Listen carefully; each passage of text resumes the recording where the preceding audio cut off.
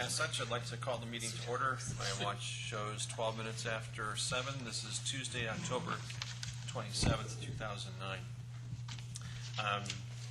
Purpose of the meeting tonight is to continue our discussion on the historic preservation ordinance. However, before we do that, we've got a couple orders of business. We're going to suspend the invocation and pledge of allegiance tonight. We will also suspend public comment. Or do I need a motion to suspend public comment, Robin? Yes, sir. Okay, Yes, sir. let's do that. May I have a motion? So moved. Is there a second? Second. Any discussion? Hearing none, all those in favor signify by saying aye. Aye. Opposed? Okay, motion carries. Public comment is suspended. We also need to approve the action minutes from September 22nd. May I have a motion to approve those minutes? So moved. Is there a second? Second. Any discussion?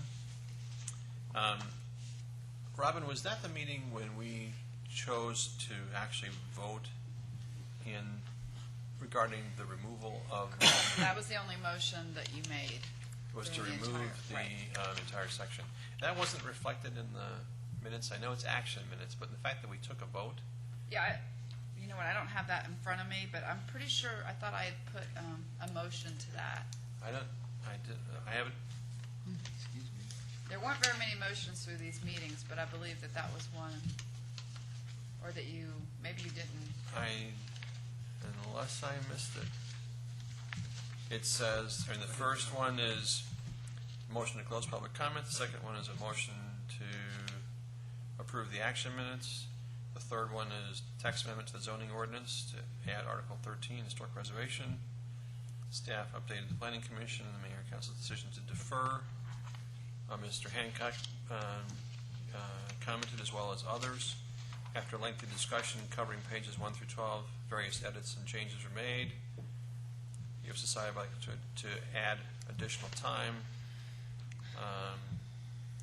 There is no reference to that particular vote. Okay. I would like to see that added Okay, to these I'll minutes. go back through the tape and see. I thought that I had, but Okay. that's fine. No, It's not I mean, I knew I- that was an important issue. What we have is not inconsistent with what we have been doing historically, but that particular vote was Right. an important one. And I'd like That's to, fine. I'll So, look back through for it. that being said, We can the defer motion on the that. floor right now is to accept the minutes. But I'd like to go back and go Or through withdraw that. it. Okay, so can we withdraw the Yes, sir. motion and let's have a new one, basically, to allow Robin the opportunity Should I make to. it? Yes, please. Withdraw. Do I make a motion to withdraw it, or do I just withdraw it? Withdrawal can go by the originator of the motion. You need to make a new motion at this point. You can make a new motion to defer for the next meeting, I guess. I So- I would like to make a motion to defer until the next meeting, the action minutes Of the September 22nd. of the September 22nd, 2009 Planning Commission meeting. Okay. To include the reference to that particular vote. Should have been paid more attention. It was, we're asking to To- reflect the, To reflect the changes. Do I have to say all that, or just, are we You just do, deferring? for purposes of the record, because the Okay. minutes are supposed to To include the vote on the removal of the prior use section in the HPC document. great, thank you. May I have a second? Second. Any discussion? All those in favor signify by saying aye. Aye. Opposed? Okay, motion carries. So we'll defer that.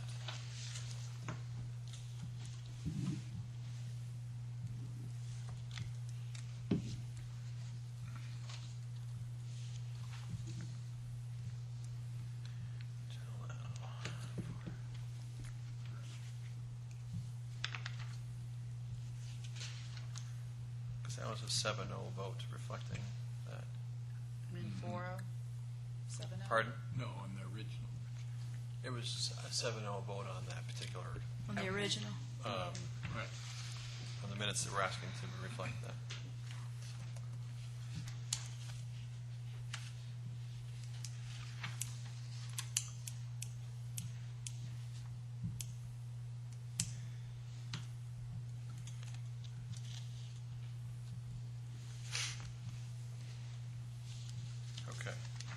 So the second item on the agenda then is to approve the minutes of the September 29th meeting. May I have a motion for that? So moved. Okay, is there a second? Second. Okay, any discussion? I'm going to have to recuse myself because I was absent. Okay, that puts us not at a, does that put us not at a quorum? Right. That would lead to an automatic deferral of that item until such time as you have a quorum that can vote on it. Okay, I want to make sure. so it's automatic deferral, So I don't have to. Sorry. not requiring a vote.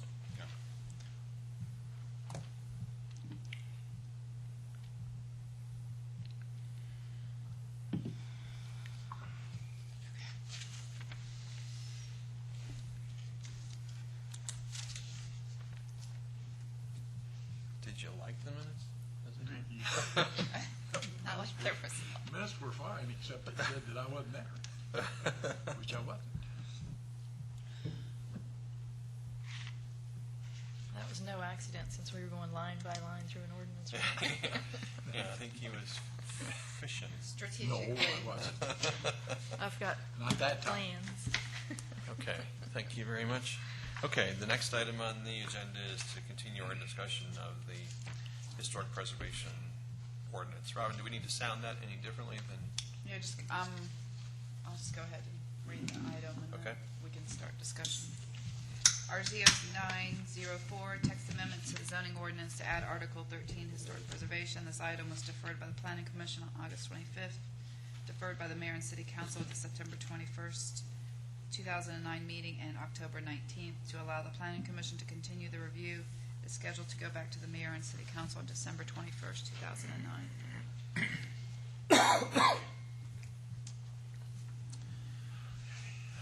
okay. First of all, let me thank City Attorney Ken Gerard. Ken, we appreciate your work that you did reflecting the work that we had done line by line that night, page by page. And it appears you captured a majority, if not all, of the essence of what we were after, and then certainly many of the details we were after, if not all. There were a couple things that I would like to go back and have a couple questions on. So I'm going to suggest that we do go back page by page. Okay. It shouldn't take us very long because everything was pretty consistent with where we were going. And then also, excuse me, I was just going to say, what's your name, Ken? Yeah. You can ask. You said that City out loud. Attorney. That was in your out loud but voice, we Robin. remember his name.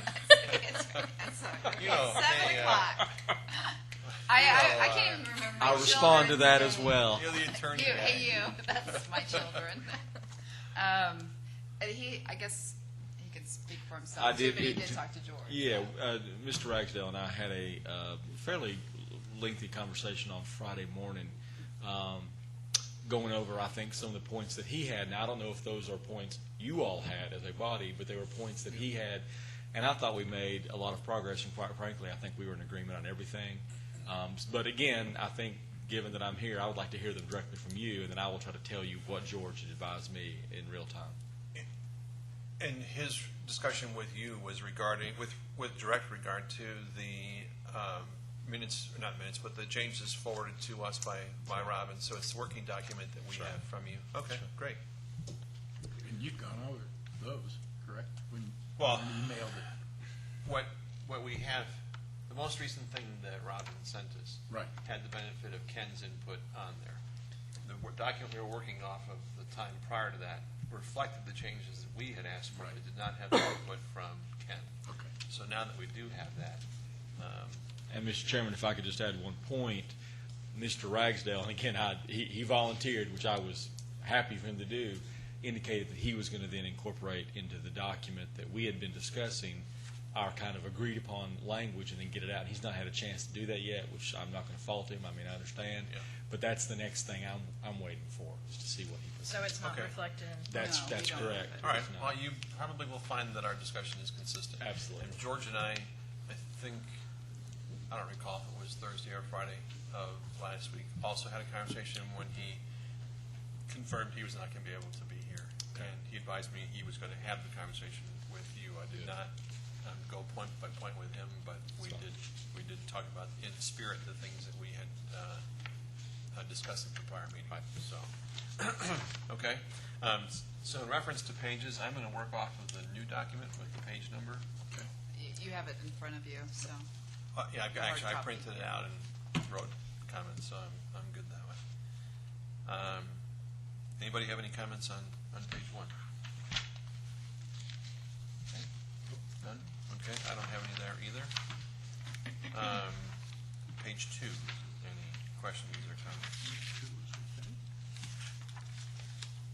I understand the aesthetic reference, and I think it's appropriate that it come out. Or Ken's suggestion? On Nope. page 2? May I, No, ours- Page 2? Yep. Ours is different. Yours is different than mine. Yep. I saw it online. I saw the aesthetic reference, but I don't see it in this one you printed, Robin. It's the next page. I mean, it should be page 3. Top It's of that double-sided. I think Oh, okay. everybody has the same, I believe. So, Okay. So the reference I made to the word aesthetic is in definition. It's under section 2 definitions I. Okay. Mr. Chairman, may I, unless the commission wants to mention, this is one area that Mr. Ragsdale and I did discuss, and in addition to the aesthetic language, we talked about actually taking a lot of the, what I would call the preamble language out, material change in appearance, and then it says a change that will affect either or only the exterior, architectural, aesthetic, or environmental. Take all that out, because when it's used in the code, what it probably needs to say is material change in appearance means, and then you've got 1 through 5, which capture all of the points, quite frankly, in the preamble language. They do it more than justice. And to have the preamble warm up and then define further is a little bit redundant and a little bit confusing. And later, when it's used in the code, it would make more sense if it was a cleaner definition. So I assume that George may strip that down a bit. If you see it stripped down, don't be surprised if it was to say material change in appearance means, and then have your 1 through 5 points. Okay.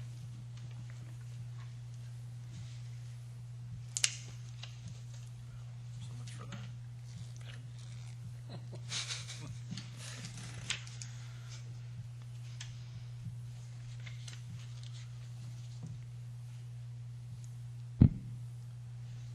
Keep 1 through 5. Okay. And Ken, I've been calling you Ken. Is that appropriate? Absolutely, Okay. please. I just can't remember. Yeah, at least Yeah, you I got know the right Robin, yeah. the name. Just check with me. I know there's, Ken, to go back to G, there has been some discussion about historic district coming out in its entirety. So at that point, if we determine that is the case, we don't need the definition then either. That's right, and again, you know, the historic district language. George and I had a long talk about that as well. And again, I don't want to overlap into policy, and I try to stay away from that. I will say that from a functionality standpoint, having entire areas zoned as a historic district gets to become a little more complicated. And the chief thing that we talked about was later in the code. You may recall there's the requirement that if a property is going to be designated as historic property, you have to have the buy-in of the property owner, and quite frankly, their signature on a document saying, I agree to have my property designated that.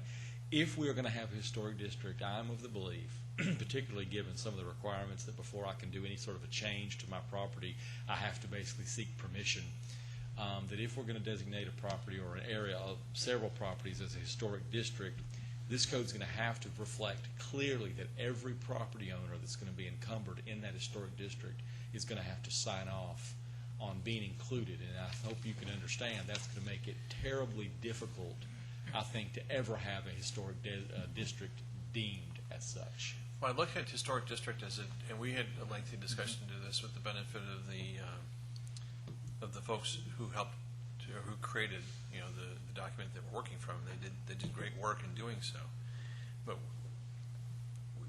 my in very general or broad brushstroke takeaway was we only really have probably 3 or 4 options. One is to look at Crabapple as a historic district, for example.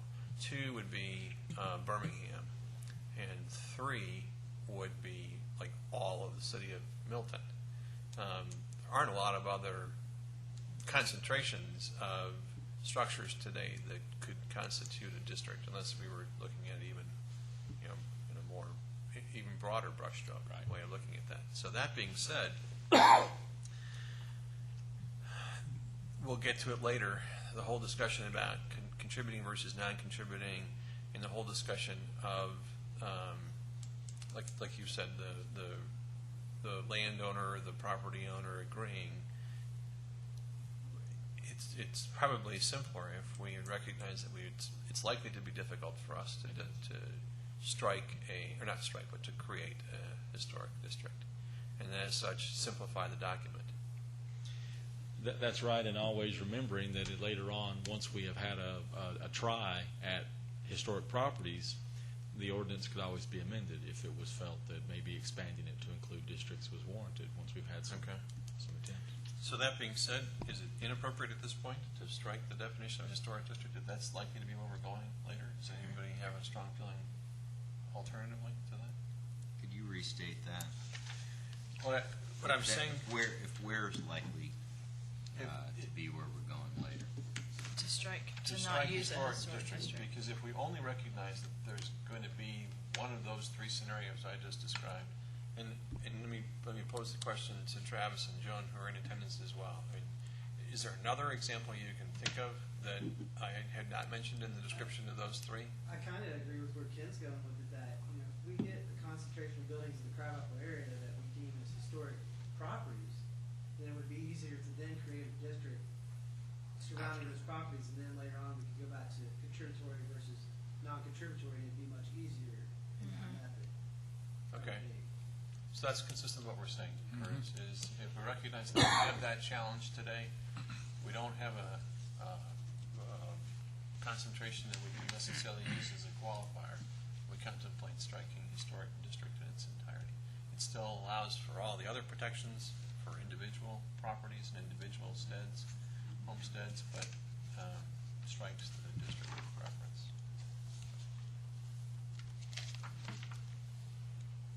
You look troubled by that. Or is it just life in general today? It's tough being Curtis. It's always tough being Curtis.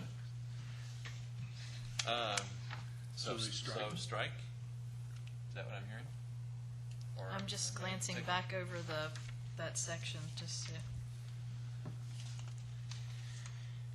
Well, it doesn't come up again until, it's on page 7. yeah. 7 of old or new? It's It's 7, on the one 6 Robin of gave mine. us tonight.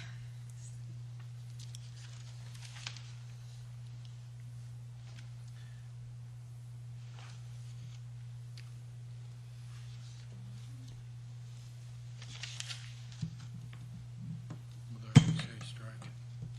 Pardon? I said, aren't we saying there to strike it? Yeah, I mean, once we strike the definition, we're going to strike this next. Before we did that, I just wanted to, I know, much of our discussion last time that around this was, trying to decide who had to comply within the district and, comply and non-comply, and it just seemed like it didn't really fit in Milton, and it was going to be difficult to Well, I think draw the it's- lines. As Ken said, I shouldn't say you would never, but it seems reasonable that somebody in there is going to say, not me. Yeah. And, so it just throws it all out. Yeah. I'm What- okay. I'm okay with striking it. If you guys. What's much more likely to happen is you will have an amalgamation of historic properties, perhaps centrally located, and from there you could maybe add a historic district to cover all of them Oh. as you pick them off. But that could be be changed later in the ordinance. Okay. We don't have to vote on this, we just No, can read it. as long as we're, Okay, I'm not hearing any okay, so dissenting. strike H. Okay. Any, yes, we're striking H. No, we're striking G. Oh, sorry.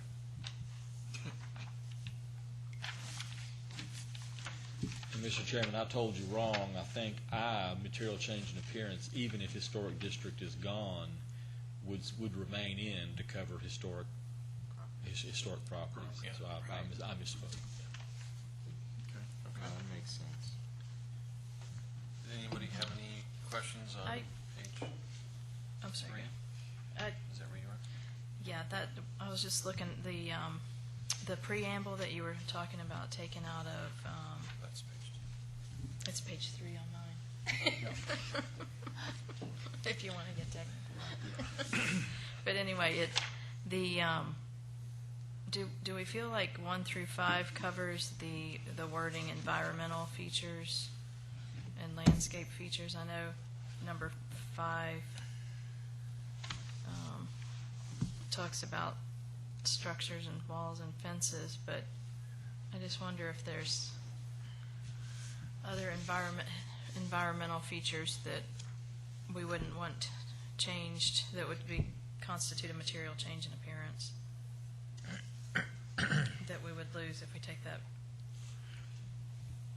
The only thing I would say is that with respect to I-3, to the extent you're worrying about material changes to the topography of the property, you've got that captured with the commencement of excavation for development purposes. That would be forbidden. So, I mean, you've got in number 1, you've got any alteration of any architectural features, details, or elements. If you're suggesting that you could perhaps get a narrow environmental modification, probably, but I think most of it's captured. It's a good point, though.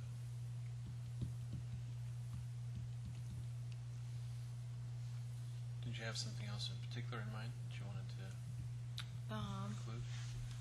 What about if we maybe put in 3,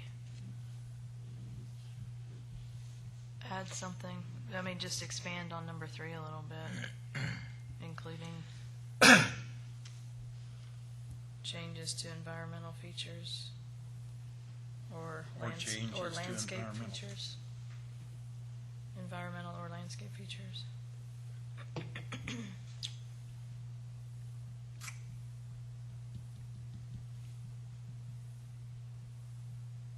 Because that would, I mean, if there's a historic house with a 100-year-old oak right on the, I mean, I guess that would be covered in our tree ordinance, but, Yeah, well, would we have Or- would we have to define landscape feature then if we did that? And I'm not opposed to doing that, but is it like permanent landscape feature? Like if there's a rose garden, you can't change the rose garden? if Well, it's I been mean, there? that's always the issue in an ordinance whenever the language employed is a little bit broad, is that people are always going to argue, well, what exactly is an environmental feature? I mean, I know what commencement of excavation means, but, you always, run the risk of making the language so broad that people will pick at it a little bit. I will tell you this, I think landscape features is more precise than environmental. I'm not certain I know exactly what environmental features are, except I would think that it would subsume landscape features, if you ask me. yeah, I guess I was, Well, landscape features would cover your oak tree, right? I agree. Can we just put it in 5 with that list of items? Would that not work? well, it's talking, the first part's talking about buildings and structures, so it seems more specific to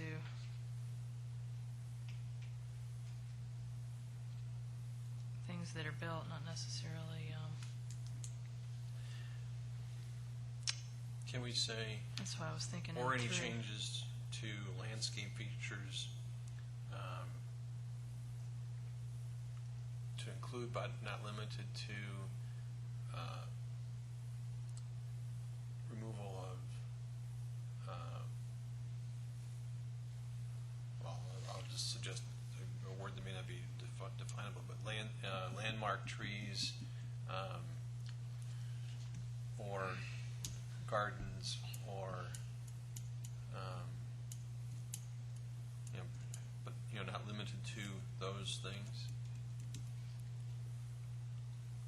I don't know. That sounds. I think that might be too broad, maybe.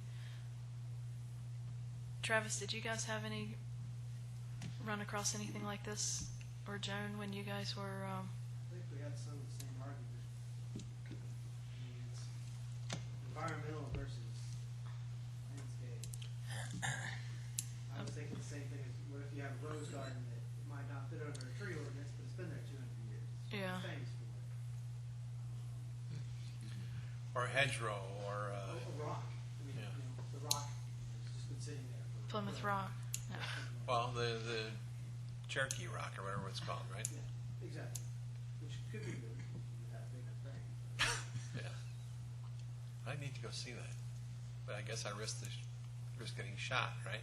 He's getting kind of old. I don't know. How's his aim?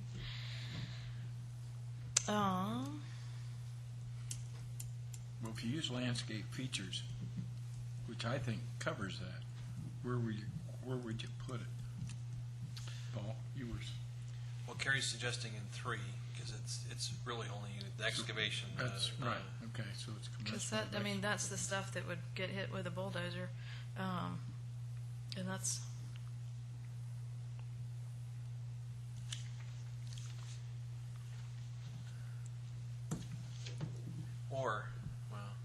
Or would you put it in 2?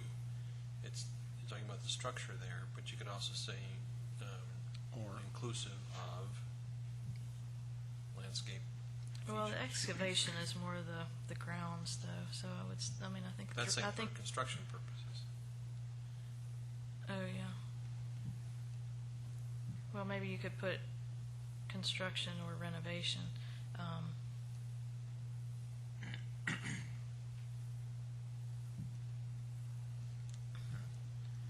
Ken, what do you think about that? That makes the most sense to me. Inserting after construction or renovation. Correct.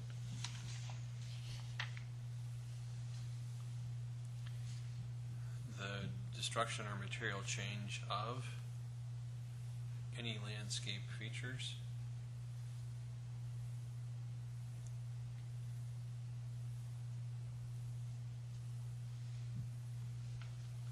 Which number are you on? I'm sorry, I'm On totally. We're on 3, I3. Okay, it's 3 you're talking about changing, okay.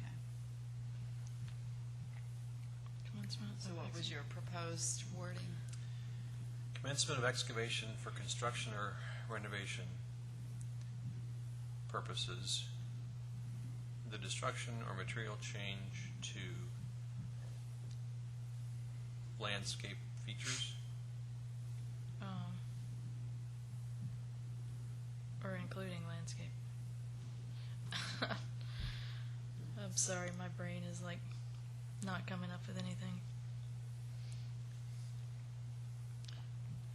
Or needs to, I guess, change to it's include. landscape features. Retail change too. Yeah. Commencement of excavation for construction or renovation purposes. The destruction or material change to include landscape features. How are we You also. Transitioning between construction or renovation purposes? Is that a to include or as well as? I think as well as. Yeah, as well as the just removal or substantial modification to. Okay, I see. Okay. You put as well as. That'll work. No, I think that needs to be.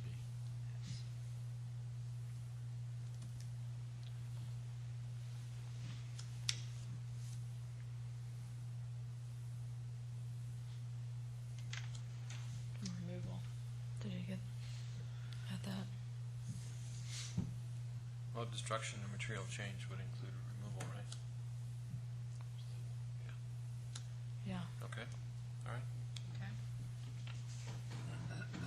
Anything else in that section?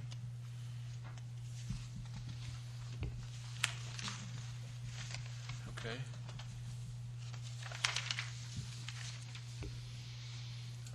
The next, anybody else, anything before, I've got a question now We'll on, let you call them, and then we'll know where to go on our sheets. okay, section 3, B, the paragraph beginning with, in addition, 2 ex officio members may be appointed. In addition to, okay. Yep. We had a lengthy discussion about that, Ken, Yep. about the addition of the ex officio members, and I think we're really in a good place with where we are.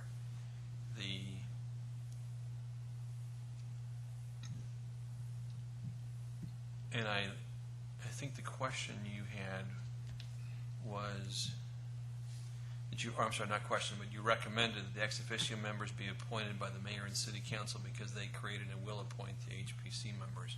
I think that's a great add to that.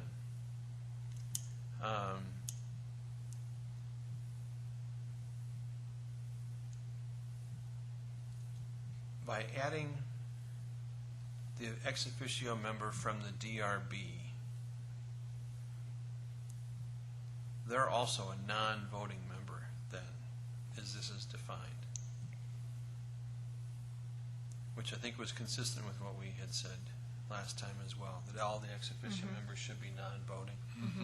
Only question I had was that the DRB person whose charges are very similar to that of, in many cases, the HPC group, should we contemplate, I recognize this poses another question, should we contemplate awarding the authority of the DRB member the right to vote, but then you're at an even number. So then, does that put us in a place where we can't go, where you either have to add another member or take one off, right? Yeah, I mean, just pragmatically, you don't want an even number. Okay. To be fair, that's true. If you want to go to 9, you can, but you get unwieldy. Well, that was my own question when I was posing it to myself earlier today. Was, does 9 become an unwieldy number? Did you pose it to yourself out loud? I did. And I said, what would Curtis say when I said that out loud? If I pose this question. And what, but we never discussed them having a voting. Well, that I came mean- up at the work session or at the council. We talked about ex officio I mean- members not being voted. Not being, yeah. So where did the One of the board- council members had mentioned it at the work session, or at one of the meetings.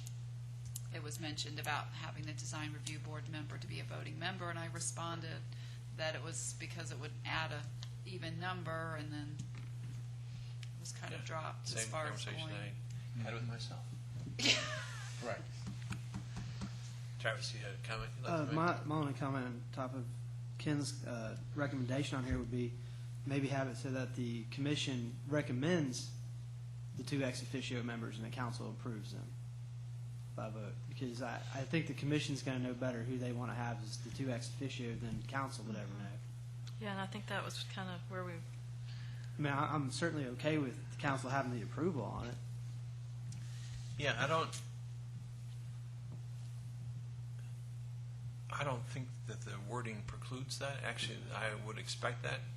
And actually, I think you may recall from the last discussion we had, it was we felt an appropriate authority for the HPC to be able to call in an expert defined by them, knowing whatever expertise it was that you guys would be looking for in particular.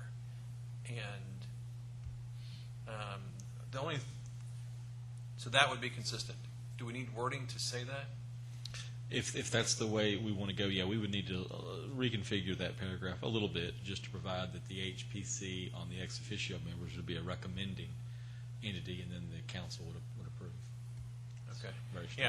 Yeah, I would like to ensure that the council doesn't necessarily feel an obligation to find and appoint two ex officio members when the HPC may determine that for a period of time, there's no need for an ex officio member whatsoever.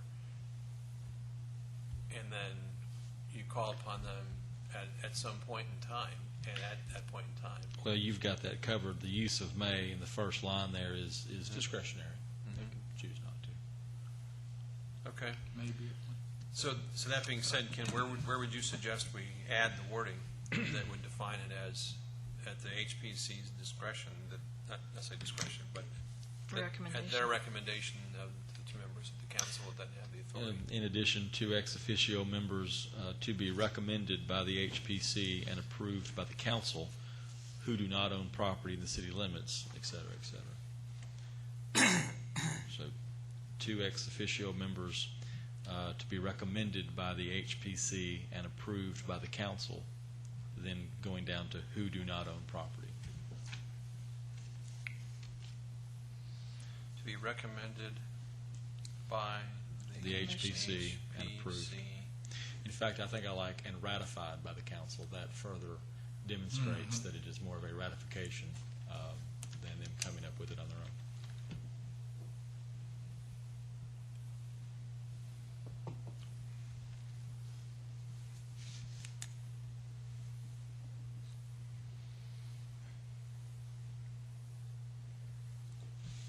So then do you pick up again with the word may after that?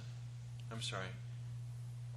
In addition, two ex officio members to be recommended by the HPC and ratified by the council may be appointed? I see your point.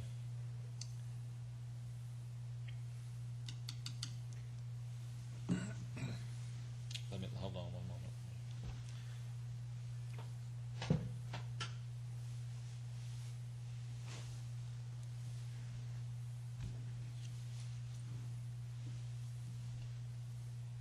Because we're not suggesting that just- it's mandatory. Or just drop that up above may instead of, insert that after may. In addition to ex officio members may be recommended by the Yes, I like her, Yeah. yes. I think that makes sense. Two ex officio members may be appointed, and then drop my verbiage in, yes, that makes sense. Okay. That's better. Great. Okay. Any, I'm fine with that. I'm great with that too.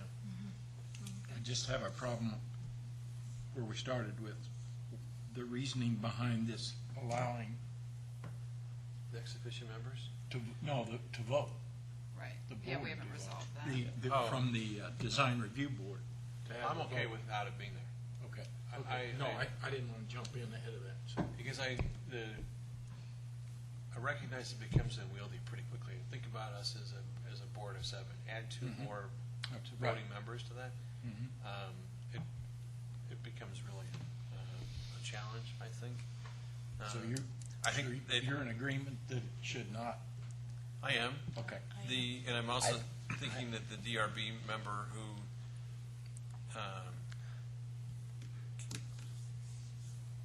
it says an additional ex officio member may or shall be a member of the HPC, serving as a member of the city, member of the design review board. So the design review board has a play in this anyway. Right. So we understand there'd be 3 total ex officio members. Yes. Mhm. Well, up to 3. Yes, up to Right. 3.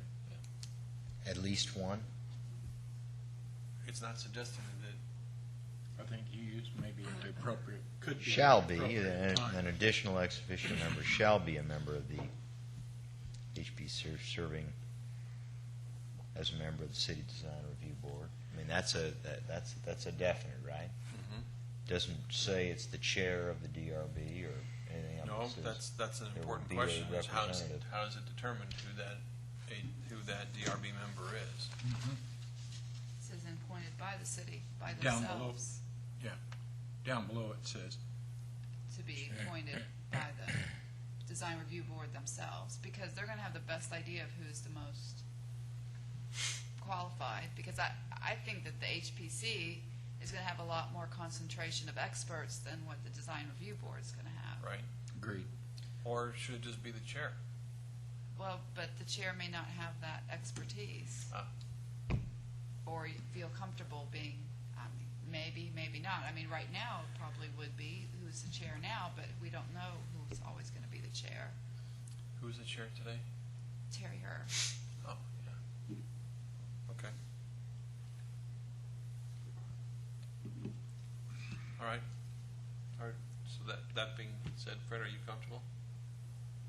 Okay. Curtis, did you have a question? I think they ought to be voting members, but that's when we bumped into the even number of votes Right. situation, and it didn't make any sense to say, we'll add two, and then we get to the large number Yeah. coordination issues. So, I mean, it seems to me if done right, and I mean, it's going to vary from year to year. Sometimes there may be years where there's no one really qualified to sit on there and add value, but I would hope, 8 years out of 10, we'd have someone on the DRB that could be designated that could really add value, and we'd want their vote counted. I mean, enough said. Well, I would only qualify. We've had that conversation. The opposing view to that, to the extent that certainly the HPC is going to be respectful of the DRB member that was appointed. It was going to be probably at their request that they had the DRB expertise there anyway, and that person's voice should be, their contribution to whatever the question was, you would hope would be respected by the voting members of the HPC, and as such, that voice is heard. But Hope so. it doesn't guarantee it. That's right. But, okay. I don't see All right. a clean alternative, so. Yeah. Okay. Should we continue?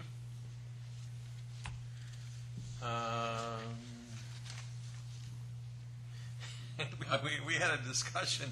Fred, this is your Thank you. favorite one. Thank you. I was just waiting if you're going to bring it up. I did. Okay. The fact that they will or may be reimbursed for their expenses. You went back to May. And we were saying will because they were going to have had prior approval. And you're suggesting may. Doesn't the may Wait a minute. contradict the prior approval? Have you moved past the archaeology No. where you guys I guess- questioned my Oh, intelligence no. when Yeah. I said I don't, So, yeah. and I said that I thought the correct spelling had an A in there, and you all looked at me sideways out of the corner of your Everybody eye. was right, okay? I just want to acknowledge that I wasn't wrong. Okay. And I want to acknowledge that I wasn't here during that part of the discussion. That's you would have backed me up. Though. Okay. So where were you suggesting there was an additional A? No, let's carry on. It's interesting. I was the It- only one that looked at you sideways. It didn't look. You always. Okay, sorry. Okay. Okay. Mayor will. What's up? Doesn't, Ken, doesn't may, I think the point that we were trying to go after was whether or not the imposition of will, which equates to shall, would therefore bind the hands of the council to approve an expense that had already been incurred. And use of may would leave that to be discretionary. I think I understand what the intent is. The intent is that with prior approval of the potential or the future expense, it will be compensated. Exactly. I get that. Perhaps it might be better just to change the order. HCP members shall not receive a salary, comma, although with prior approval of the Milton Council will be reimbursed. Yeah. Just to change the It's order. fine. it- That's fine. Yeah. Okay. It's a small thing. Clarifies. Exactly.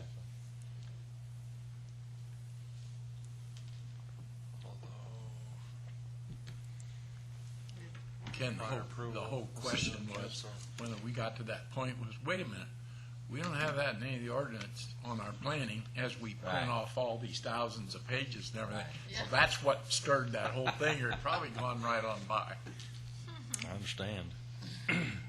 okay, Robin, did you capture I that? submit my, With prior We got approval. wardrobe. We're just sliding with prior expenses? approval No. forward Some paper to saying printing. although, after the word although, Right. with prior approval of the Milton City Council, they will be reimbursed Reimbursed, for yes, that's expenses. correct. It's just restructuring, that's it. Thank you. I'd like to get some Yeah, these free voluntary boards can be very expensive. Yes. Yeah, I printed 27 pages today. I want to be reimbursed. Yeah. Try for CPAC. Oh, Yeah. yeah, CPAC, yeah, when I accidentally told Kinko's I wanted a copy and I forgot to tell him black and white, I picked it up, like, oh, crap. Okay, any other comments until I've got one, I've just got a circle. This deletion was included to reflect the deletion of prior use designation. So, Ken, was there something in between 2 and 3 that I'm missing that was struck? Where are you at? I'm on same page. Page 4. On under C, statement of the powers, statement of the HPC's powers.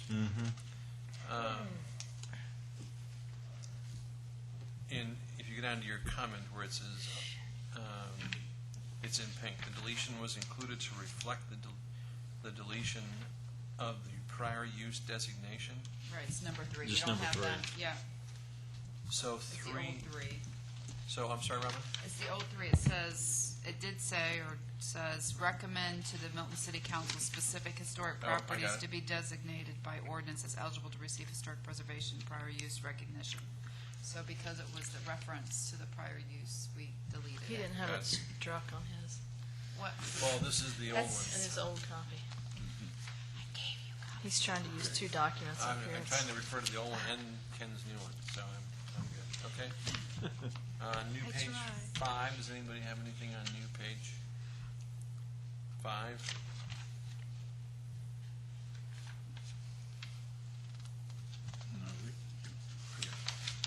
Okay. I'm on new page 6 then, which would be under, let's see. I have power to adopt sign. Okay. Looks like you guys posed the question on the top of page 6. Why not have power to adopt design guidelines and criteria? Did you and George talk about that? We did, and what what we kind of came up with was perhaps some additional language and design guidelines and criteria not inconsistent with this ordinance. Okay. The point being is that with any body that is a creature of ordinance, you want to make sure that anything they do that expands outside the ordinance doesn't. You want to Right. keep them limited because their only source of power is this document. Right, and because my qualifying comment to that was going to be because it is an ordinance, any change to that should come back, if there were going to be some, if they were going to be interpreting that would Outside, add that's power right. outside the That's provision right. of the ordinance, it That's should right. come back to the other governing bodies, which would be the planning commission and then ultimately the city Correct. council. That's Okay, right. so we're all We're good We're on on that. agreement. with that. Yes, sir. Okay. Then I'm on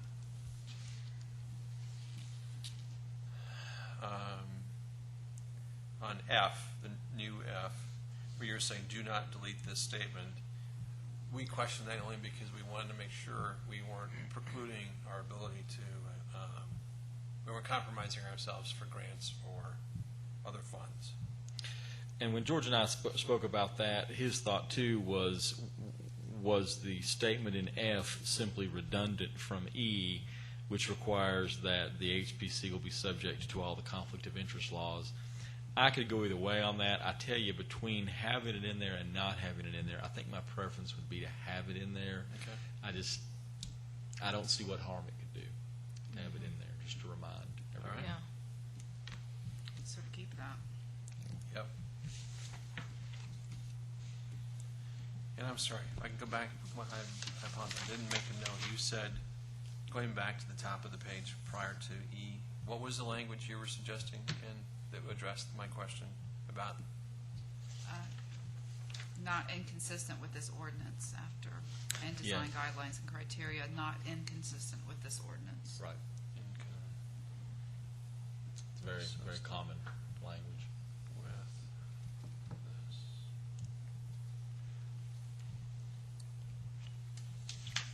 Great.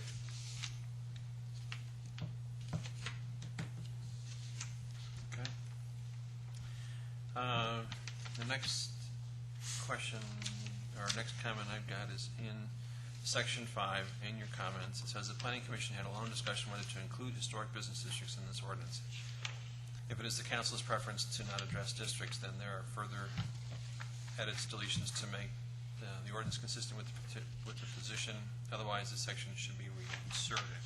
Now, having struck that, are we consistent?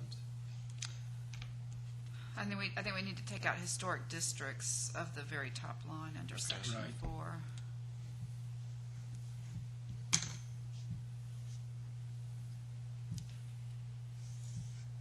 And is that, we do reference historic district then throughout this section 4.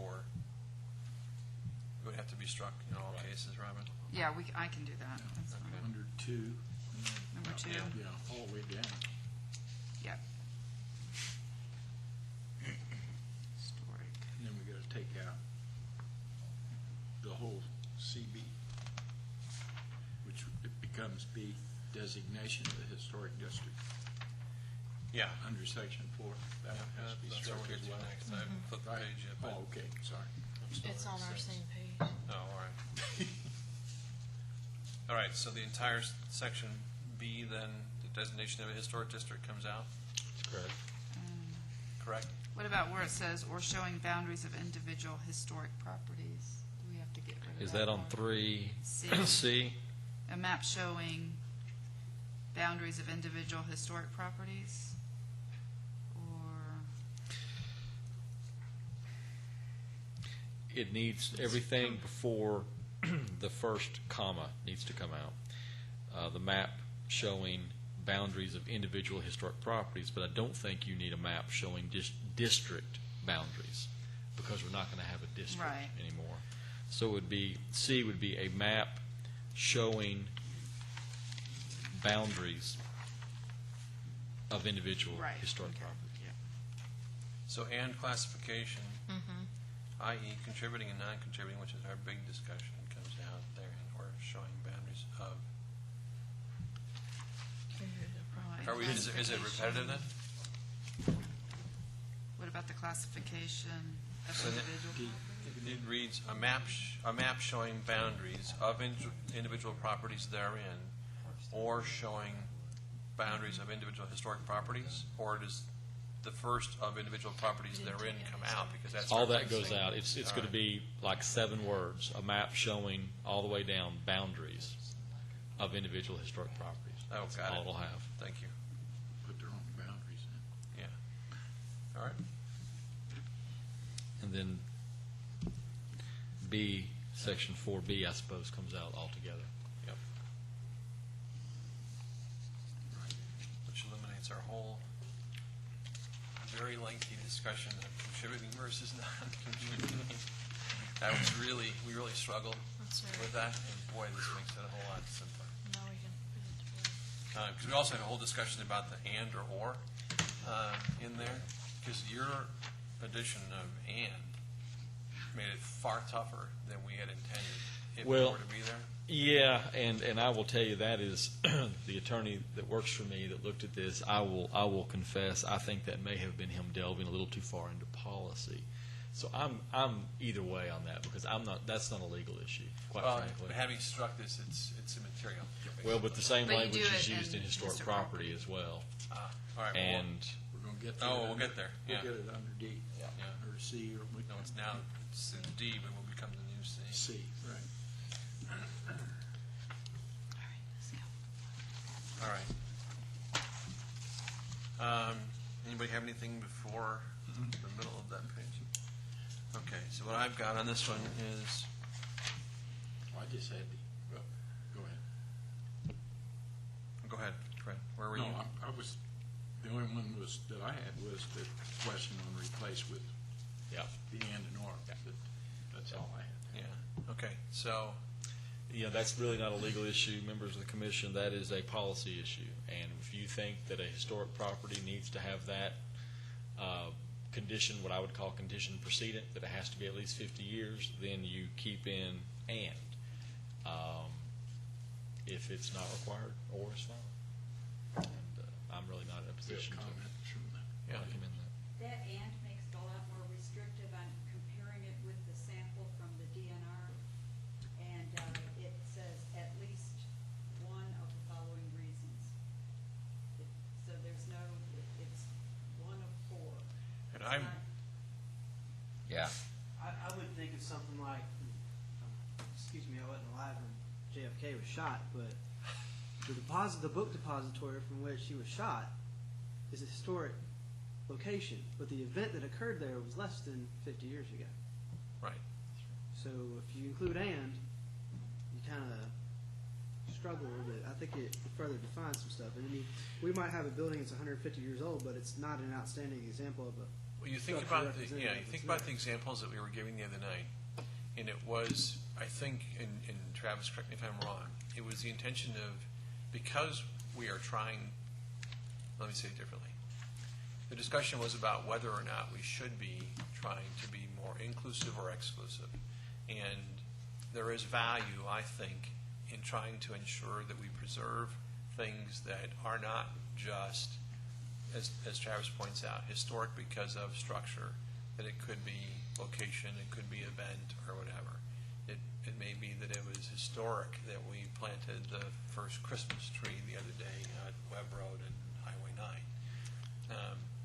If we don't, if we have the and, we have to wait for 50 years from now for that to have been declared historic. That's true. Um, You know, I think from a legal perspective, 50 years is something objective. You can sink your teeth into it. Something like whether something is culturally significant is very subjective. Different people can think something is culturally significant that others may disagree on.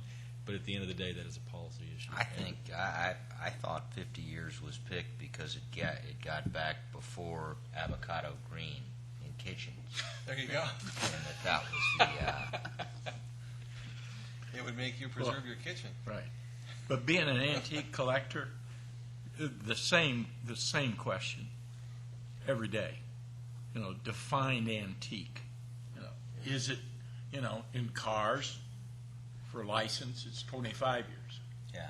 So, I mean, it varies all over. So that's why I had a problem saying, you know, the 50, because it's a discussion point. Yeah, it's That's arbitrary. true.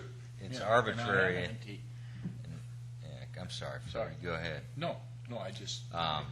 My only concern would be, let me back up. I'd rather see it be less restrictive and allow more judgment, as long as we don't end up in that situation where people fear being included in this designation and losing control of their property, or, you know, that's, and I'm not suggesting that's going to happen, But it's a good point. that'd be my only, you know, and then and we end up with these midnight cowboys that go bulldoze the old structures in the middle of the night before anybody has a chance to say anything. We might even accelerate some destruction. But anyway, that would be my only concern. I don't know what your response to that would be. I'll tell you, since the prior use recognition has been deleted, a lot of the concerns that I had have gone away, because without the objective 50 years or 25 years, then you could have a lot of creative people coming forward and saying, you know, my structure, my property has historic significance, therefore give me the benefit of the prior use recognition. Without that in there, I think a lot of perhaps the incentive to do that goes away, and therefore you're going to not feel so pressured to maybe come up with something and respond to those arguments. So I'm not terribly concerned about it any longer. Okay. So that being said, and versus or. It's up to y'all. Okay. Travis, you have a comment? One more quick point on it. You know, given the little history I know about Crabapple, when you say a structure representative of its era, well, those brick buildings were not representative of its era. If they were, you'd still have them all over Alpharetta, but you don't, because the two-story buildings that had an Alpharetta at the time, be it the Dodd Hotel, the Webb building, they're all gone. The reason the ones in Crabapple were built of brick was because of cotton, because the money brought in for the two cotton gins that were there. So they're not really representative of their era. They're actually above and beyond what would have been representative of that area, or of that era. I mean, Well, representative of that but- era would have been a two-story wooden building. Couldn't you argue that it's a vertical and a horizontal slice of that area, narrow, in that it might have been, I didn't know that, it's interesting, but that it was directly a result of cotton money and the era. I mean, even if it wasn't representative of 10 miles away. That's interesting. I wasn't aware of that. So, man, What are the age of those buildings? 1800s. Built in the 1800s. I know, roughly. Roughly 125 to 150. 100, yeah. But I mean, I think of not only that, if you go back to, and hesitate to call anything historic without an ordinance in place, but you have Just call it old. the double branch voting district courthouse up off of Birmingham Road. It's just a shack. It's not an outstanding example. I mean, you could buy one of those at Home Depot and have them deliver it to your backyard practically, given the size of it. But it is, for all intents and purposes, it's a historic building. But it's not a structure representative of any era. I mean, they generally used it for small things, maybe a quick wedding or a quick dispute or even registration for, at the time, it was called Double Branch because it was the militia district, which covered most of the city of what's now the city of Milton. So they would have gone up there for registration and whatnot. But it's a historic building. There's nothing particularly representative about it. Important. It's not historically important. Okay, so and versus or. For- Let's say one more thing. Sure. The DNR at a couple of workshops that I went to gave an example of this. They said, for example, a Frank Lloyd Wright type house wouldn't necessarily have to be 50 years old, but it would be worth preserving. So you're, So it's an or kind of. so that's, you're Right. suggesting or then. Okay. Because it wouldn't meet the structure representative of its era either. Well, the and makes it really tough. So, or creates some flexibility, which would potentially be more inclusive of things that we're trying to do. So, okay. I say we fire that young lawyer and strike and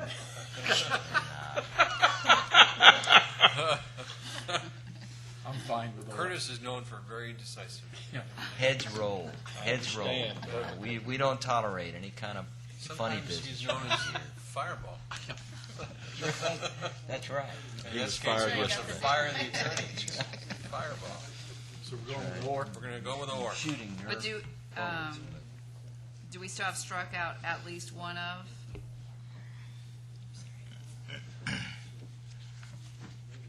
I'm just posing a question.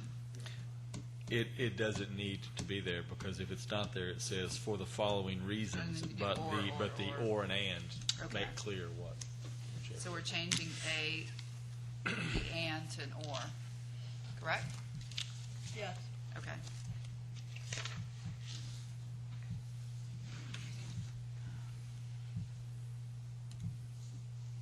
Okay. The next question I've got, we do, is number 2 on that, with what we just did with the ors.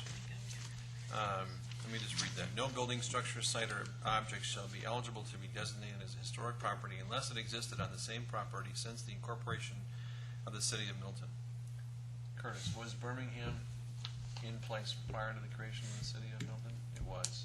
Birmingham Crossroads? Birmingham Crossroads with the buildings Yeah. having been moved were prior to.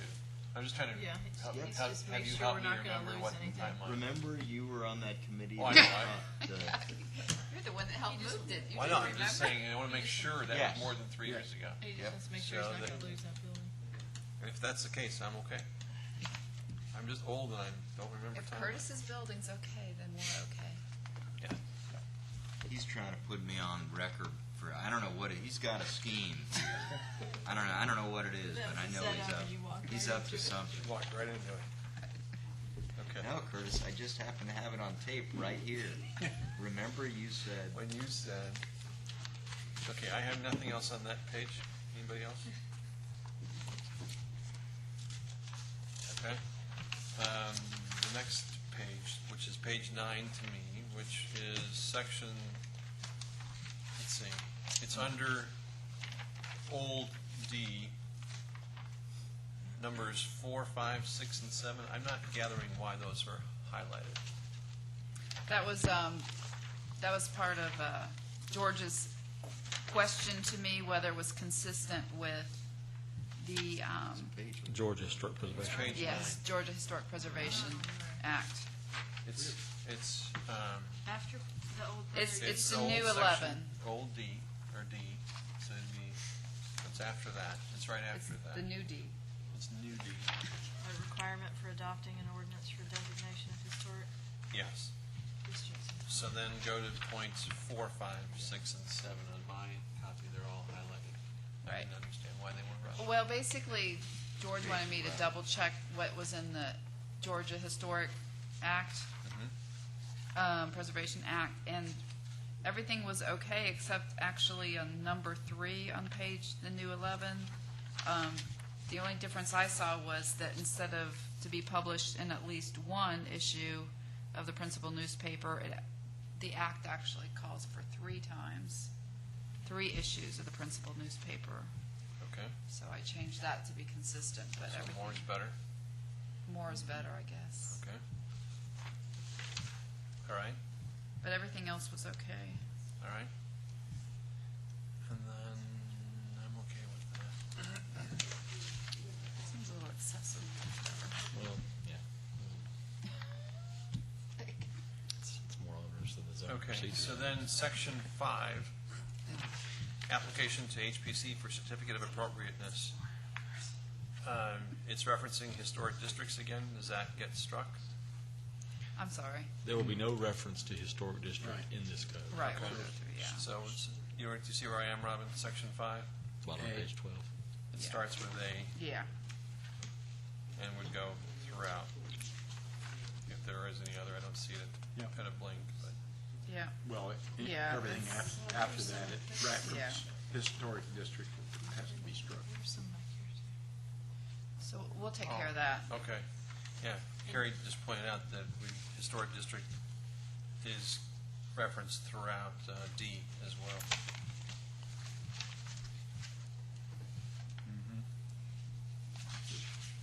I'll go through it and make sure. So we're going to be meeting again in October, November, so the final.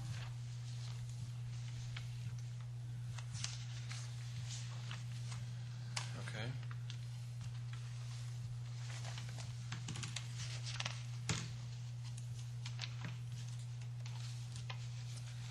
Okay, then I'm now on page 11. I hate to say it, but at this point, I must have Not gone at to all. sleep. I don't have anything. The pain medicine kicked in. I'm on section 5. Under F1, and there's A and B. A was highlighted. I just wanted to say, is this too strict? See old page 13. Yeah, basically that was a statement. It's on our new page 14 at the top. I mean, there was just a question about that document. Basically, it's to allow, I mean, it's just a guideline, but if you want to allow people to try to get federal monies, then they would need to go by that document. Okay, so it's consistent and we're okay with that? You know, it's Okay. very typical of Okay, many of the ordinances, I mean, other historic ordinances. all right. Then the next place I have a comment is on, let's see, actually I was just saying okay, I was in agreement.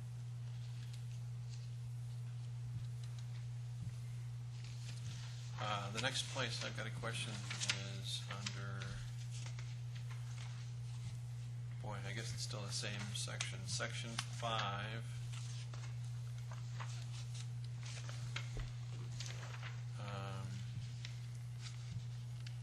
J. Ken, you've added 3, the number 3, which allows for an application, not an application, but a certificate of appropriateness shall be issued for a period of 18 months and are Right. renewable, and then it gave consideration to something going beyond 18 months. Right. And I guess my comment was I'm in agreement that that is appropriate to have that consideration. Anybody else have any question or comment on that? Two things, Mr. Chairman. One is, and 3, I think renewal is RENEWAL. So again, that attorney gets fired. No, that was me. Okay. It was over the phone. I can't blame them for.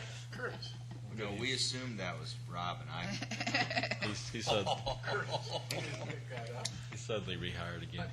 I know, I should have gone there. should have too. I'm not even I know. a good, Usually they're the. you're not even a good idiot word. savant. You know?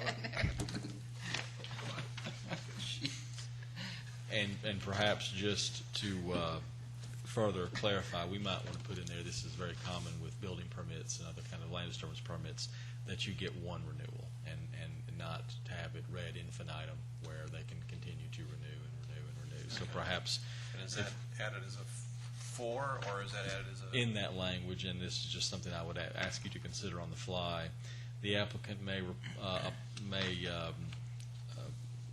apply for a single or for one renewal, or may, forgive me, I'm doing this on the fly, but the applicant,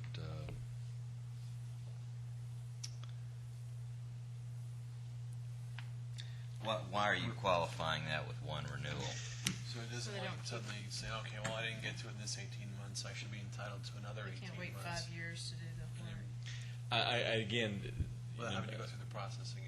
I'm just thinking of the way we typically handle variances and things like that. I mean, typically, if someone has taken the time to use city resources to come and make an application for a change and get a certificate of appropriateness, typically they've got a project ready to go, and you're basing your decision, or the commission will base its decision based upon the circumstances on the ground. But if it's 5 years later, things could be very different, and if they're still Yeah. saying we're about to, we're going to, it may not be appropriate then.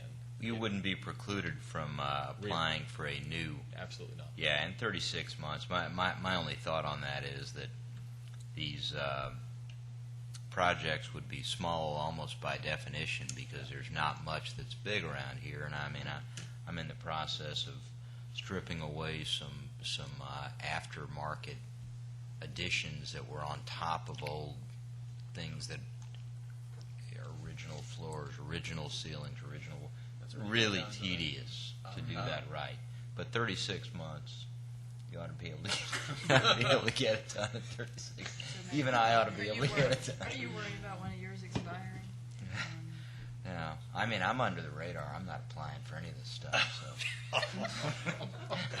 I'm kidding. May apply for. That's a one. that's a May joke. apply I for a forgot. single renewal. We're on to record. It's the on the certificate. record. Could you say that you're just kidding one more time, Rob? So I'm Mr. not listening. No, Look no, into no. the camera. He's mostly kidding. If construction has not been completed within 18 months, the applicant may apply for a single renewal to the certificate of appropriateness. Again, that's 36 months. A little bit more serious. What do you think? Maybe.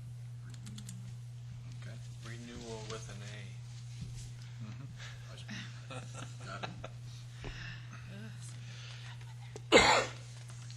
Okay.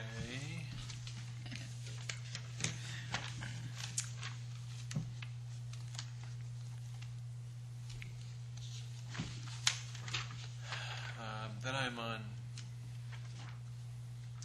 section 6, B3. Ken, your comment was, we had some discussion about could we hold the property owner liable for repairs and maintenance if they were not in agreement with the building being a historic structure. Your comment, I think, goes back to what you said that you made earlier this evening, and that was that you have to have the owner's consideration in the first place to be granted, to be considered historic. I do. Go ahead. does that sort of negate any question we've got there, because they're already in agreement? It does, and let me bring to bear one item that George and I talked about at length, and that was going back to page 10, and I don't mean to have y'all flipping back, but it does apply directly to the section you're on now. The application for a designation of a historic property, not a historic district, but a historic property, it says may be proposed, this is on the bottom of page 10, if you've got the red-lined handout, or otherwise, it is Section 4D, Section 4, capital D.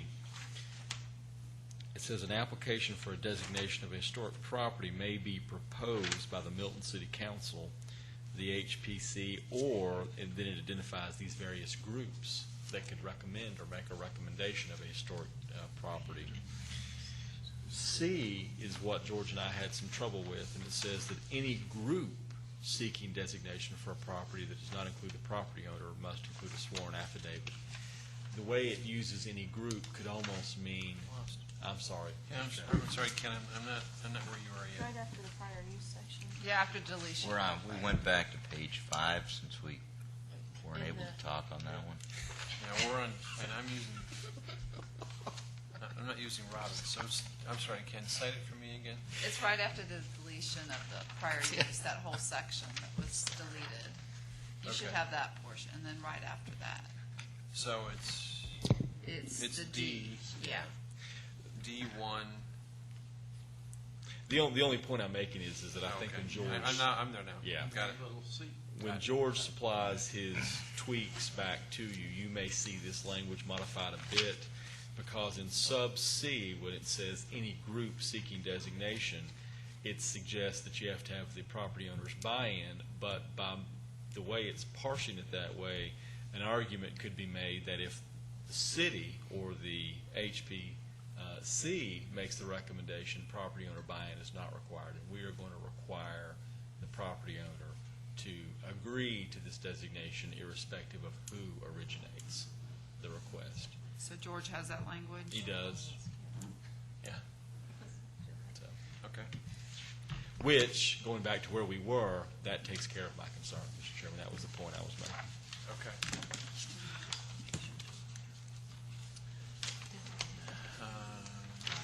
Okay, which brings, I'm now section 7, where we begin to talk about penalty provisions, and we had asked if there was a way for us to consider,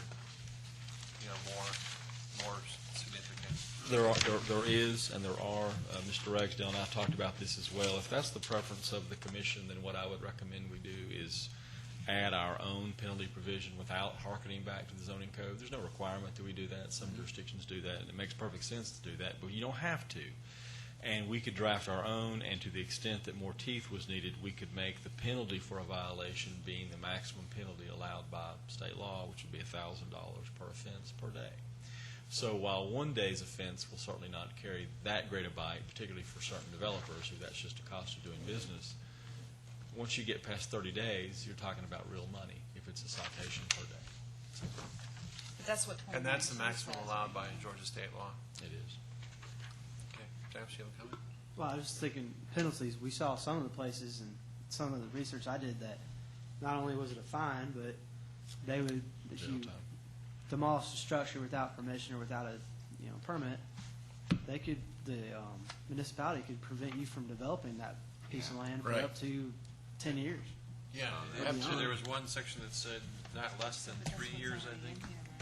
And I think depending on which community you look at, that might be more enforcive than a fine. Then the fine. I Absolutely. mean, Yeah. what's the land worth There'd to be no you? reason to tear it down if there wasn't. Yeah. Would that be Robin, one of the precluded by examples you gave was Georgia under law? the city of Glendale. Okay, so that's not what Is that. it Glendale, Arizona that did that? Um, Or We don't have Crested to Butte, change Colorado? this then? Some of them did This differently. is California.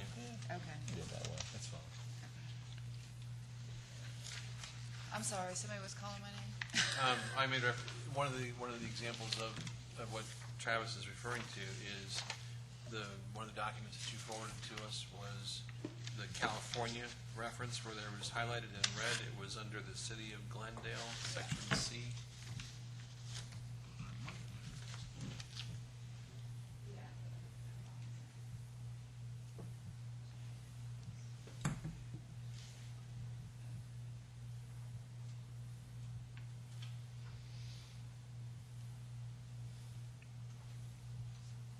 I would just propose that something like that would be in addition to the maximum penalties that Ken suggested a moment ago, that in addition to those financial penalties, that it be considered that it not be allowed to be,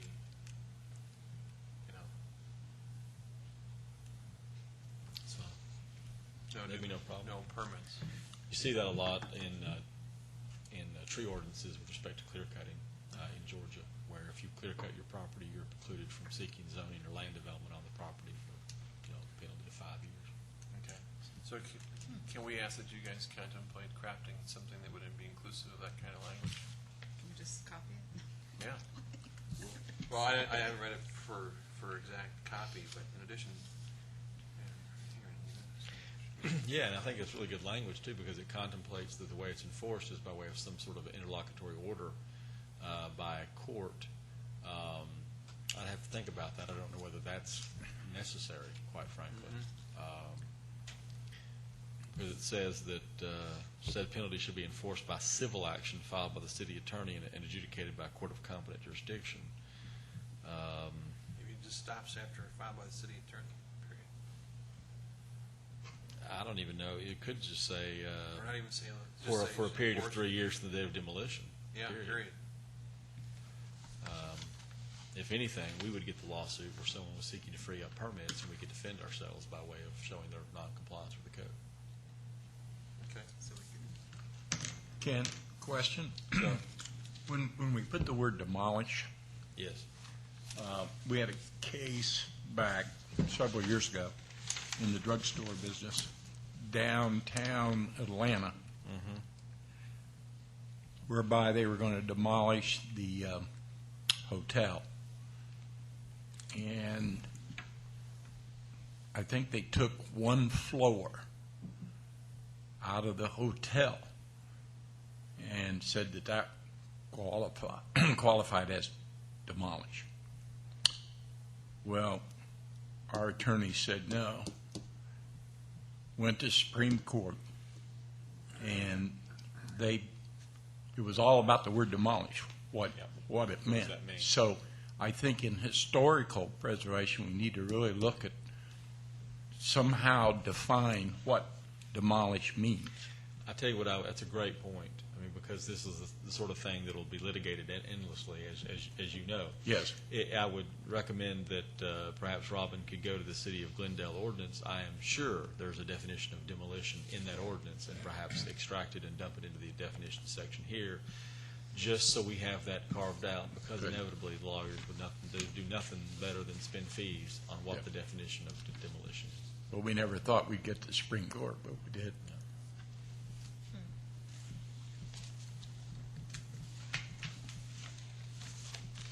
Did you write that down, Robin?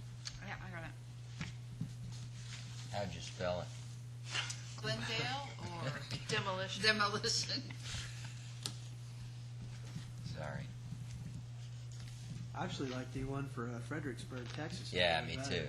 It's Have you got been there? similar stuff Have in you it. been to Frederick? It's a neat place, Years and you ago. can see why they'd want to protect it. Well, I just like some of the things it mentions, like no building or other permits will be issued for construction on the site, with the exception of permit to restore such structure or property. Yeah. Because I'm thinking, would you have some Yeah, that's a good point, possible to restore it. examples in this area? But it also says no parking lot for vehicles shall be operated, whether for remuneration or not on the site for a period of 5 years. So they actually upped it to 5 years and added some more restrictions to it. That was my favorite of the bunch. Okay. Yeah, we didn't really talk about our choices of which penalty one we liked the best. Curtis, didn't you say you was associated with Crested Butte? Hmm. But Fredericksburg is, I think, better examples. Okay. Here, yeah, Crested Buttes. I mean, you can't do anything. I don't know what Can't made me paint look your that up. I think you have to get approval to change paint color. And we've got a building one's called the Purple Palace, and it's literally purple. And that's acceptable. We just had to get permission to do it.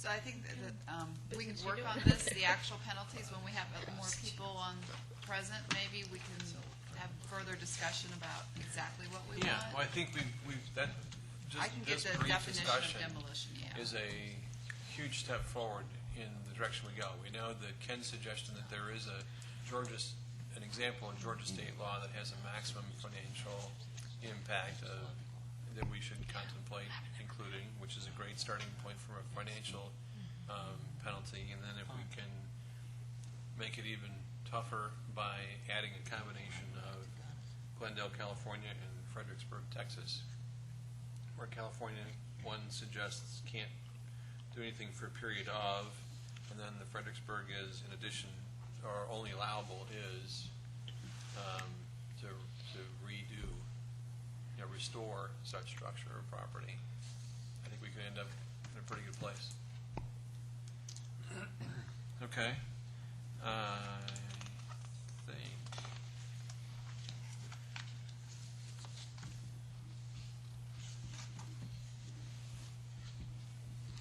Oh, the repealer, section 9. We had a lot of discussion about that as well, Ken. Okay. That's a powerful statement, obviously, when it says all ordinances and parts of ordinance in conflict with this ordinance are hereby repealed. Is that suggesting that there isn't anything else in our ordinances that would supersede this if we recognize a conflict? That's recognizing that there may be ordinances in the Milton Code that conflict with this, and we don't want that. We want anything that conflicts to stand automatically repealed. That's very common language, although I agree with you, it sounds somewhat sinister. Yeah. That's not the intention. It's merely the intention to make sure that there is only one ordinance that speaks to this issue, and there's not a lot of confusing overlap with, for instance, the Milton zoning code or the tree code or perhaps any other sorts of land or development codes. Off the top of my head, I can't think of anything that would conflict with this. Taking out the prior use recognition has certainly done away with some of the zoning concerns that may have been raised, so that makes it clear. But again, Milton has a lot of codes. And what happens is that the one that's adopted last is the one that trumps. Because let's say this conflicted with one of your overlays. This one would trump the overlay because it was adopted after the fact, and it would have by implicit fiat I love words repealed. like that. That's right. Even if that overlay district says that. That's the only reason I'm here. So it's assumed that we've made sure that there's no conflict with the other ordinances because we adopted it. It's not, and in fact, it's sort of a catch-all to recognize there may be some unintended consequences of this, but this is the latest and greatest manifestation of the will of the governing authority, and this is what we want to control. If you were to say, well, yeah, but this may have the practical effect of knocking off a substantial part of some of the ordinances that have, that greatly and meaningfully work to the betterment of the city of Milton, and we don't want that. Well, then we might want to think about that, and maybe we might want to have a review done to see what, if any, potential conflicts are out there. I'm not going to. Well, I'll tell you, that is a pet peeve of George's, for example, that we have not necessarily You're right. consistently applied our ordinances and sought and corrected conflict. So I'm only, I would be reflecting Waving the flag. his concern tonight to that effect. If I may speak to that, one of the problems is that we are the inheritor of a lot of code from the behemoth down south, Right. and not all of it is as it would have been drafted if it had been drafted originally up Yeah. here. What got us started, we knew we had to have something. But, It's a work in progress, and Yeah. the city of Milton is limited resources. Yeah. That's the reality of it. All right. I think most of our committee's concern in regards to the statement was the districts. Yeah. Especially consideration that Crabapple would be a historic district. Right. Crabapple's already got its overlay, and I think removal of districts for the time being allays some of those concerns. I've never changed. But that was our biggest, how's that, what trumps what, where? I think that was Why? our biggest thing. Good point. So I think, by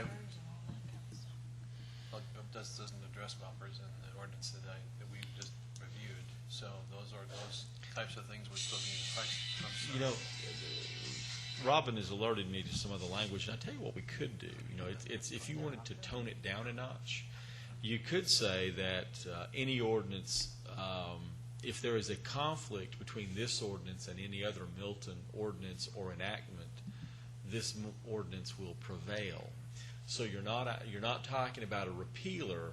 You're talking Only about if there's a conflict. right, and then all it says is this prevails, but doesn't repeal that language. This just trumps it.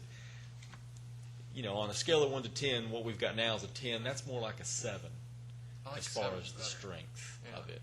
I think that's more of a southern solution, too. Yeah, well, it's passive aggressive, which I think is important. Another shot at us. Oh, another shot at us. Yeah, of course. So.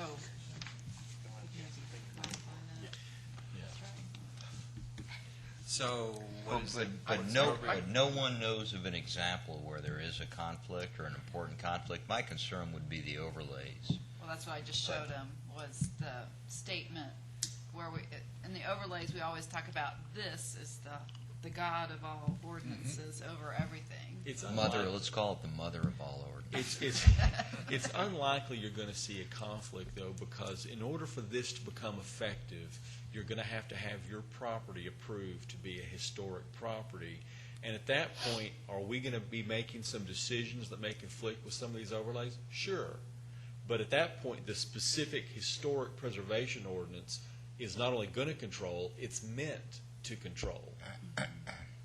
So, What about future ordinances such as the tree ordinance? Would that conflict with landscape features?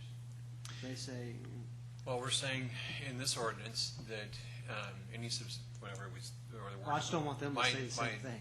My naive interpretation. That's would a be good- that's a that good if there is point. something that comes in, this would say you can't affect that. right. And the tree ordinance. I Whoever would think goes would- last repeals everything. well, I don't want us to say, hey, that tree's, it's not a specimen tree for the tree ordinance, but it's a tree that's integral to the history of Or an that heirloom property, and they go, of some well, it's kind. not a specimen tree, you can cut it down. And us to go, wait a minute, Yeah. I don't want that argument. And to be fair, you know, that goes back to the ex officio members of the DRB. You know, the notion of having someone there when they're trying to decide whether you're making a material change to your historic property, and the DRB member could be there saying, look, you know, the DRB is going to recommend this. I know those people, that's what they recommend. You know what I'm saying? I mean, you can see there's going to be some overlap. There is. It's a start. It's a start. All right. So going back to our discussion of 10 versus 7, Naylor on, Yes. on section 9. In the event the provisions of this ordinance conflict with any other ordinance in the City of Milton Code, the provisions of this ordinance shall prevail. And so that is striking the repealer and Yes. substituting that language? Yes. Okay, Robin, Yes. I didn't capture that. I'll get, I don't- Yeah, no. I'll get it on we'll get it. But it won't be called a repealer. It'll It's not going to be, yeah, it's not going to be called Prevailer. a repealer. Yeah, it's going to be called a prevailer. You okay It's still section 9, Or the do you prevailer. just call it passive aggressive? You okay with that, I Kurt? wanted to Joan- say Joan fiat has a- again. Yeah, I'm okay with it. It makes me nervous, but if in this room, there's so much knowledge in this room. I feel like if there was an important conflict, we'd know about it. So, Thank you. You know, It's late. Even No, though but not I think his here. point on the tree ordinance is a perfect example. yeah. I hate to use it, That's a but good one. taking it one step further. The tree ordinance carried, but if there was God forbid, there was a hanging there that was a major Right. action in Milton. Is that the best example you can think of? At the time, yes. I didn't want to say it, but when he said the tree, it's perfect. Yeah. Perfect example. It A hanging. may not be a specimen tree, but it has a lot Right. of importance in history. Just real quick, there's one glaring conflict between this and the overlay. The DNR some years ago took out any kind of external paint consideration because they explained that it was very subjective DNR or the DRB? DNR. DNR, DNR, okay. It's the, Natural Resources. Department of Natural Resources. Yes, Division of Historic Preservation. Okay. Okay. They struck that a long time ago because they said that it's too subjective and it was just a can of worms. Your overlays for crabapple have color Yeah, Very Birmingham good too. and Birmingham. So that, if you want this to trump that, it's going to have some ramifications. And that's all. I don't feel anything about it either way, but somehow or another, our committee took out the part from the sample that said excluding external paint color. That's a That really got good struck. catch, So- Joan, thank you, because Okay. I know we spent A lot of hours time. Yeah. Sure did. on Yeah. the creation of that Yeah. to be, specifically for the inclusion of colors in those ordinances. So that's really a good catch. Thank you. So, Ken, where does that go back in?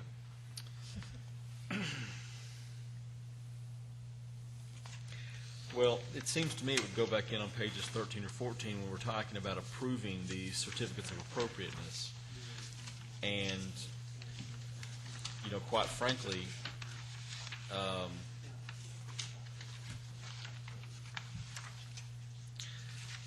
it's funny on A, where I'm going to give you this, I'm on section 5, capital, capital, is it F? A? No, small a. Reconstruction, alteration, Reconstruction, yes, alteration. that's where I am. I'm not having much luck telling you where I am, but that's where I am. got it. I mean, because quite frankly, that's where you might, if you were going to Wait, put it in. You're working off a different one. Hang on, I'm almost there. You said F, section 5, F, F, right? and one more page. F1A. F1A. F1A, got it, okay. Because this is where they are going to be issuing the certificates, and this is controlling the standards they'll use as far as how that's going to be, what they're going to look at. And so when they issue this for reconstruction or alteration or new construction, it says, they'll be looking at this paragraph of criteria, but this is where we might want to reach out and say, ensure that it otherwise is not in conflict with overlay requirements. It seems to me that's the most logical place to go back and try to make sure that we're, not making a hash of some of the other codes. So you would add that language as an additional point in A? Yeah, that's meaty language. That's a small modification with a big difference in this code, though, because what we'd be saying is pertinent standards contained in overlays shall be considered, or maybe even shall be applied if you want to make it mandatory. But that'll have them cranking open their overlay guides to figure out what paint colors are appropriate. That's exactly That's what exactly we would be what we after. do. Yeah. That's Could, what I. could you just put it right at the beginning of that?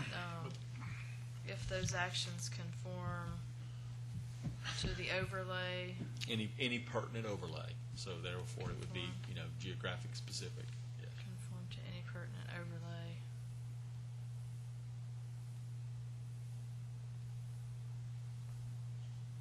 So are we saying that if this historical property had a very unusual color, and it did not fit, that the overlay would prevail? Is that what we're saying? You're just saying you can't paint the old building purple. Well, but if the old building, yeah, I didn't want to use purple. Got a What lot I- of options in Birmingham. I'm not quite as familiar There's with a whole page on, crabapple, but there's a lot of options. See, my concern is that there may have been some unique color of brick or whatever from that historic building. Yeah, but think about the practical application of that today. We're not going to be recreating anything that's not already here. Right. In the ordinances that we've got, like for the overlay in Birmingham and Crabapple. Yeah. You're saying, is there any example of that? There aren't. I can't Okay. think of any examples. Okay. You would need to Yeah. preclude that wouldn't have already been contemplated Right. in the overlay. Okay. Now, I'm not No, going to fall my sword over that, but I've been a part of some of that, as you were too. Right. We thought about some of that stuff long and hard. No, So- I'm totally agree. I just didn't want us then to find out that here was one with this.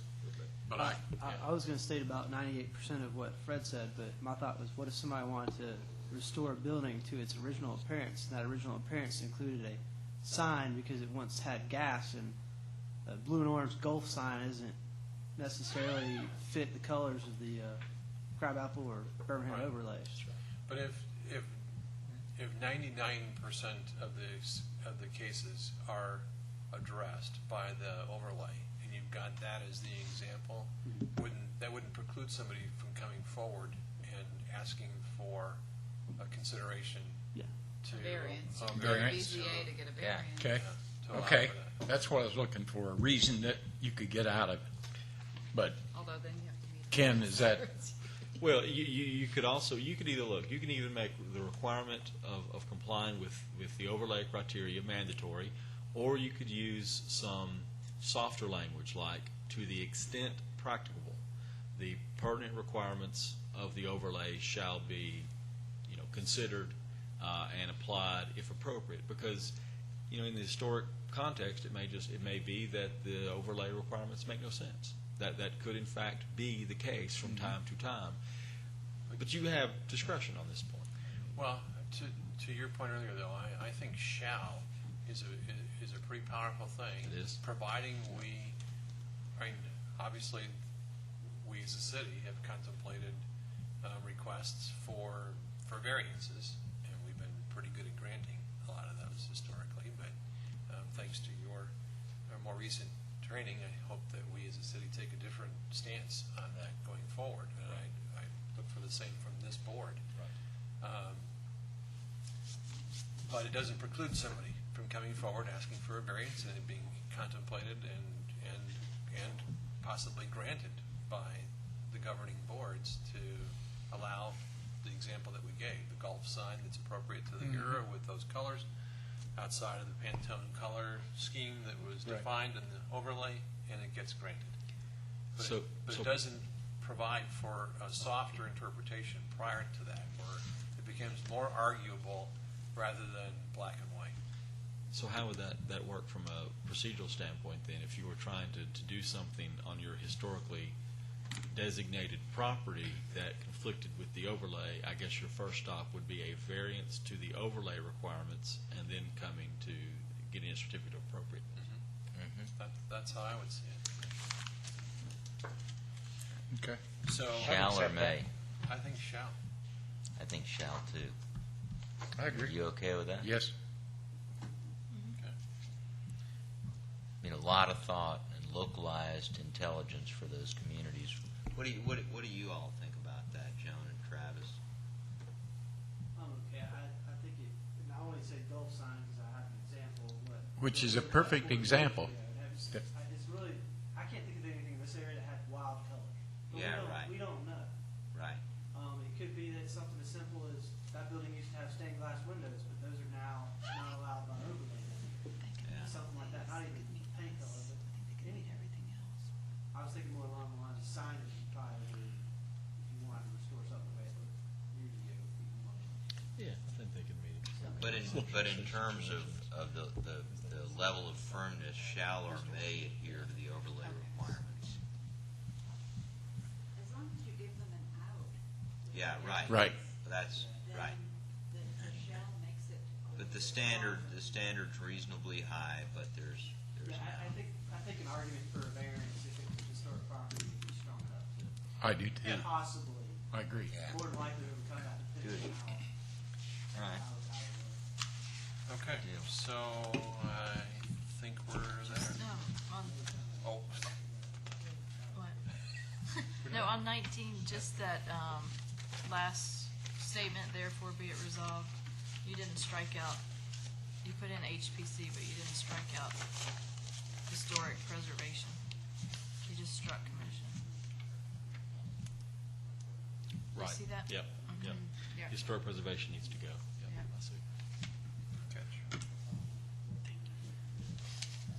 Okay. I think we are finished, but I want you to say to me one more time what that word was. I was very impressed by. Fiat. Fiat? Wait, what was the construction of the sentence?